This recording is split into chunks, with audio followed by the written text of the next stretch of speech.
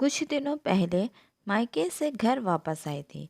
अचानक भाभी सरिता को बार बार फ़ोन कर रही थी, पर सरिता फ़ोन ही रिसीव नहीं कर पा रही थी।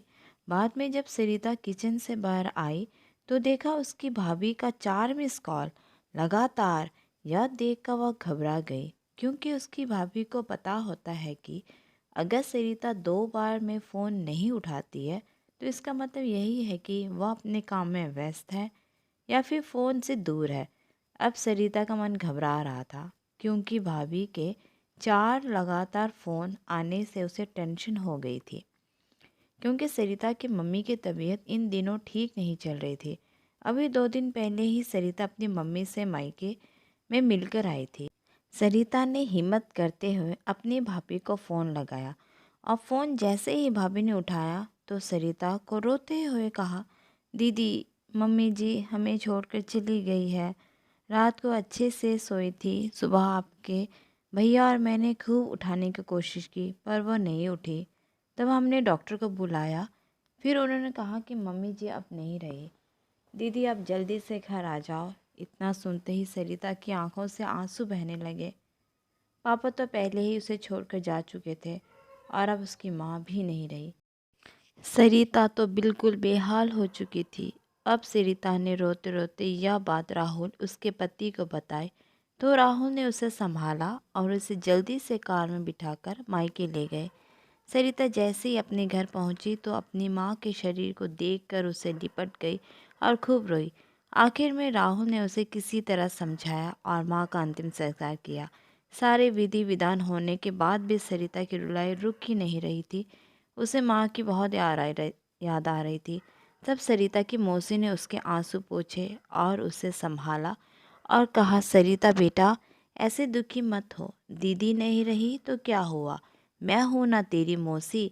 मेरा घर भी तेरा मायका है। तेरा जब मन करे तब आ जाना अपनी मौसी के पास। वैसे कहते भी है ना, मौसी मतलब माँ जैसी। बेटी, मैं तेरी दर्द समझ सकती हूँ, क्योंकि तेरे पापा तो पहले ही तुझे छोड़कर जा चुके हैं, और आज दीदी भी चली गई। कहते हैं ना, माँ के जाने के बाद तो लड़कियों का मायका ही छूट जाता है। यह भाभी तो बस दुनिया की दिखाने के लिए नाम के रिश्ता होता है, क्योंकि मायका तो माँ से ही होता है। सरिता भी मन ही मन सोचने लगी कि शायद मौसी ठीक ही तो कह रही है, और वह मौसी से लिपट कर जोर जोर से रोने लगी और कहने लगी, क्या मौसी, मेरा भी मायका अब नहीं रहा। तभी सरिता की भाभी दूर बैठी दोनों की बातें सुन रही थी। पहले तो भाभी ने सरिता को चुप कराया और फिर उसे दिलासा दी। फिर भाभी ने मौसी से कहा कि मौसी, मौसी जी, आप ऐसा कैसे कह सकते हैं कि मायका केवल माँ से ही होता है। मैं मानती हूँ कि माँ का स्थान कोई नहीं ले सकता, लेकिन अभी दीदी के भैया भाभी जिंदा हैं। जब तक हम हैं, दीदी का मायका हमेशा बना रहेगा। मैं पूरी कोशिश करूँगी दीदी को मम्मी जी की तरह प्यार और सम्मान देने की, और दीदी जब चाहे तब यहाँ आ सकती है। यह घर कल भी उनका था, आज भी है और कल भी रहेगा। मौसी जी, मैं भी एक बेटी हूँ और मेरा भी मायका है, और मैं अच्छे से समझ जानती हूँ कि हम बेटियों के लिए मायका कितना महत्वपूर्ण होता है। मौसी जी, आप दीदी को अपने घर ज़रूर बुलाएं, पर उन्हें ऐसा भैया भाभी के प्यार से दूर मत करिए। तभी मौसी ने कहा, बहू, आज के ज़माने में ऐसे जैसे सोच रखने वाली भाभी बहुत कम मिलती है।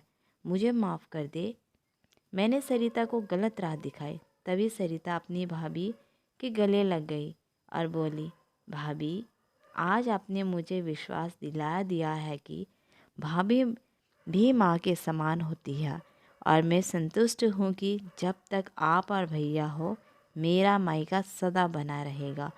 और किसी ने कहा भी है ना कि भाभी माँ के समान होती है। आज आपने मुझे इस बात का विश्वास भी दिला दिया है।